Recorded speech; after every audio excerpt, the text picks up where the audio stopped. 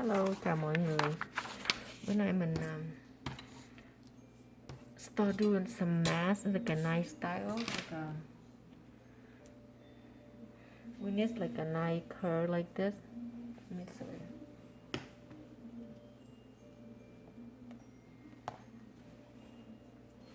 Yeah, we make like a nice curve, so when we wear it, like curve to your nose and easy to see it. Okay, let's do it. So at first we have this paper. Cái miếng giấy này là của giấy A4. Thấy được không? Ok, để mình có cái thước này mình đo bề ngang.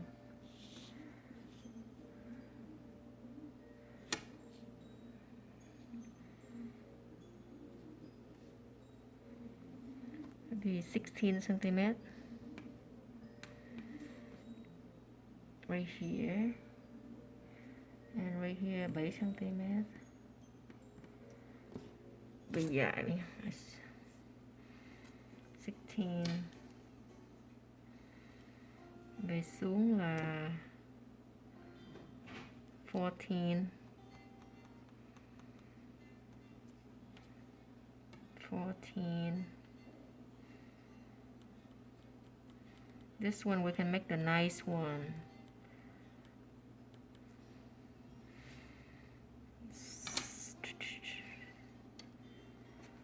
Done together.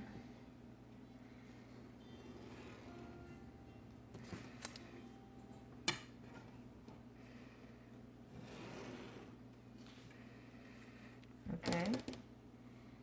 And then from here down here we make a 6. Ooh.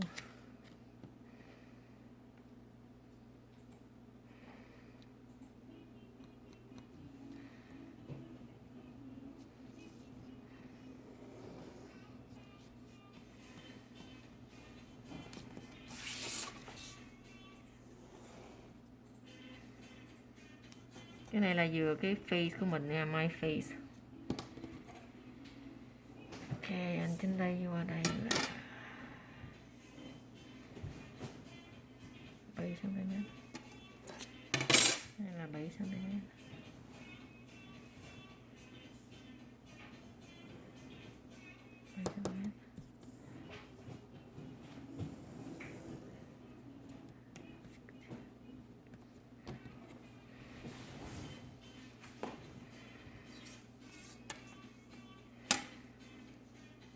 This one you can make a very nice one.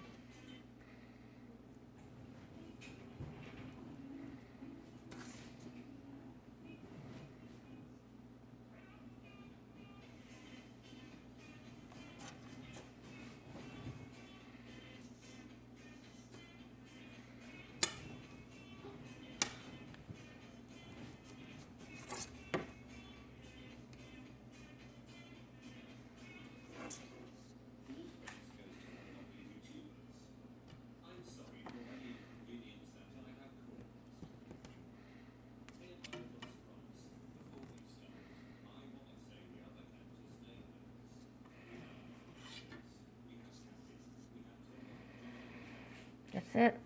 And then now can we click together? At first, put this together with this.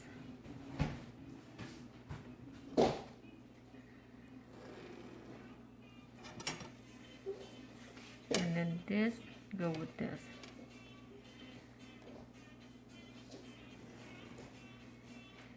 Okay. And this go with this.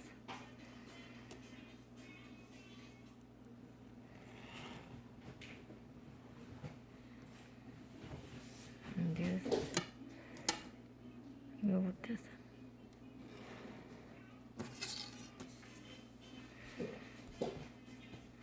So with this, we make a little curve.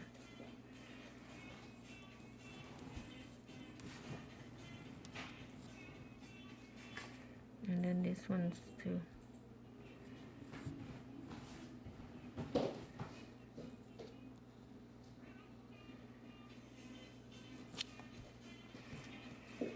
this. We'll make a curry here.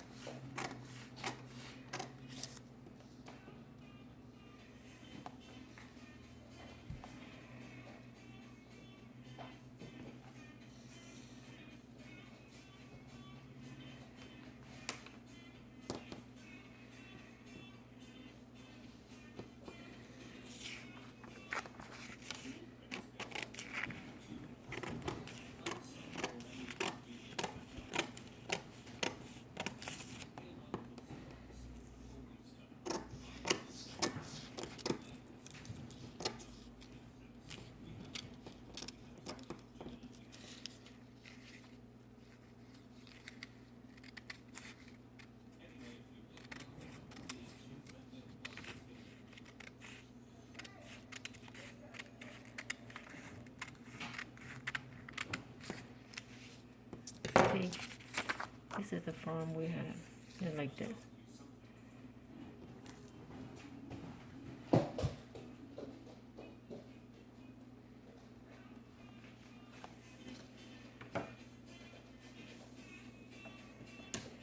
$14, $16, 6, 6, 2,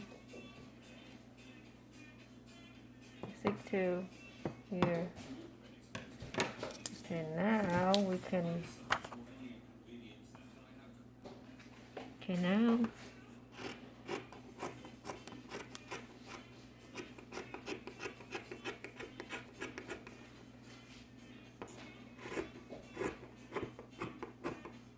mình không cần phải cắt straight đâu, lát mình may nó vô trong nó bên trong.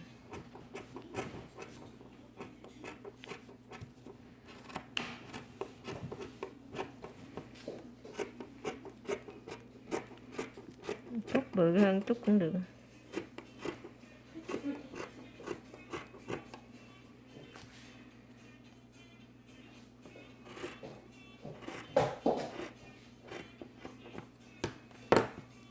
Here we go. We have one pink. You know why? Because I make one pink, one black. I make them reversible. Like we can wear both sides. So you can have one. Your husband wear this side, and you can wear this side. So let's go to do it. Ok, bỏ vô đây. Cái này mình may ban đêm mọi người ha, cho nên nó hơi at night, so that's why nó hơi dark.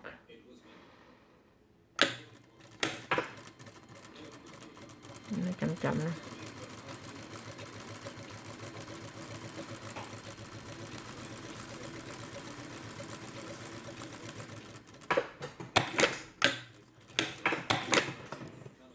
Một cái ha.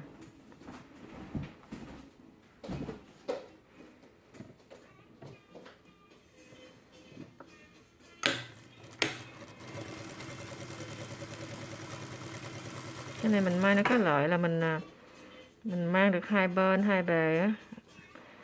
May one thôi mà mình có thể mang được hai cái màu khác nhau.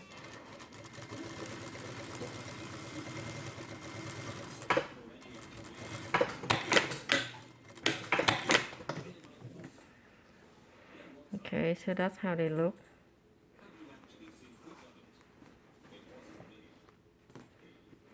How they look.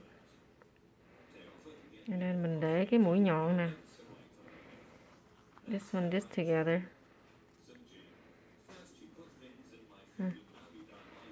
Cho mình lật lại. Like this. Thì cái mũi nhọn này với một cái mũi nhọn này.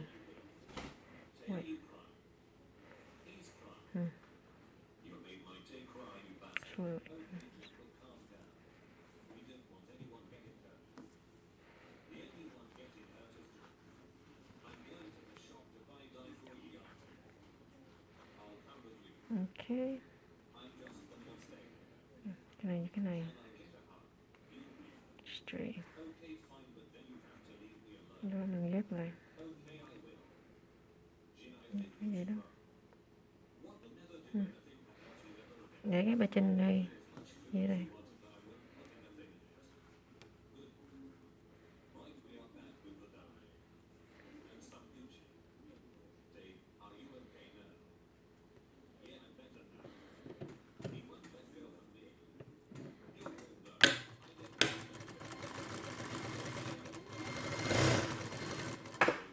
Cho cái middle nó ngay cái middle. Xả mình không may lẹ lắm mà tại vì mình may từ từ.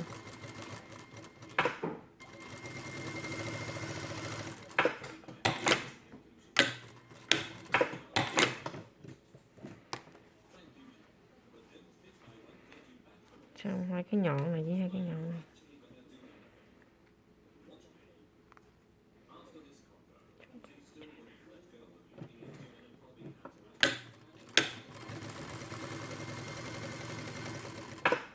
Cho cái middle này với vô cái middle này.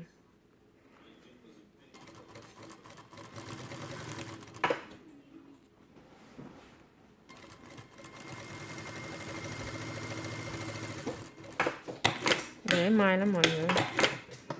Thường may lẹ lắm. So ok, hai bên like this. Cho bắt đầu mình lộn ra.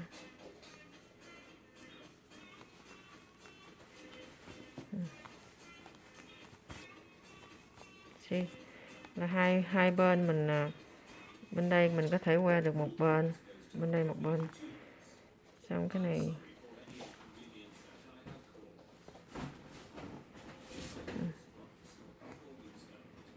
mình bỏ cái này vô.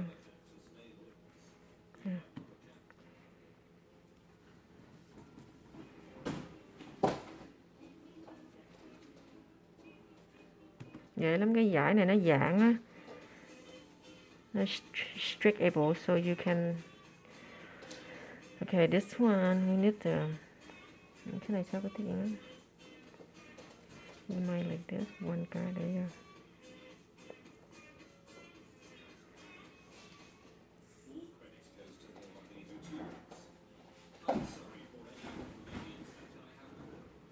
Mình không có may liền lại nó mình may về ai mặc lớn mặc nhỏ gì you can, cái size mình can adjust cái size này, mình không cần phải may lại đâu.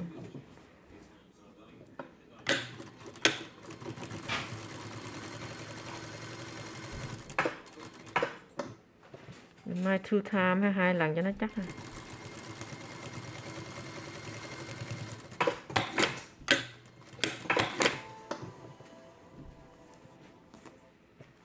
Rồi tới bên đây.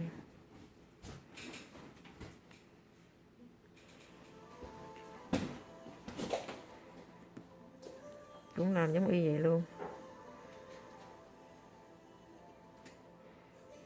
Ok nè, xong ha. Để ra mình may cái chỉ màu theo của nó ha, nhưng mà giờ làm biến quá tối rồi cái để lại cái ống chỉ mà của mình may bữa giờ mình không có thay chỉ. Với mình may cho cái người mua của mình nó cũng như thế. See that's it, like bên đây cái màu hồng nè. Mình que cái màu hồng này cho woman. Nên mình lật lại bên đây mình que cái màu đen cho men. Đó, mua một cái thôi, còn cái này mình cái adjust cái size nè. Mình có thể may lại this cũng được nè. Nhưng mà nhiều khi nhìn nó thay á, some people nó different size, so mình may like this. Mình adjust cái size này easy nè.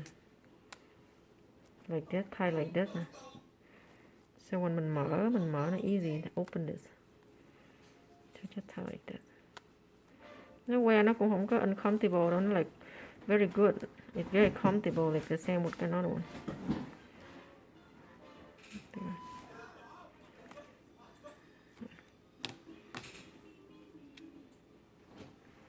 Thay lại ha.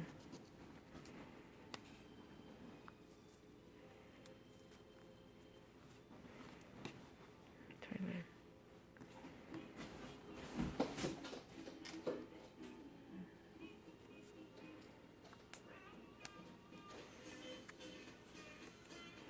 Tối ngủ không được rồi, cái thức khuya lắm đó. Xong like this. Ví dụ mình wear, mình mua một cái mình wear được thành 2. Ok, nó the same like this. อันนั้นmình wear cái màu pink. Thường mình may I make like 2 sides, one flower, one color, something so the wife and the husband can wear together. See, that's it. It take not too long to do it. I'm done one. Thank you. Stay safe. Hope you enjoy my video. Bye bye.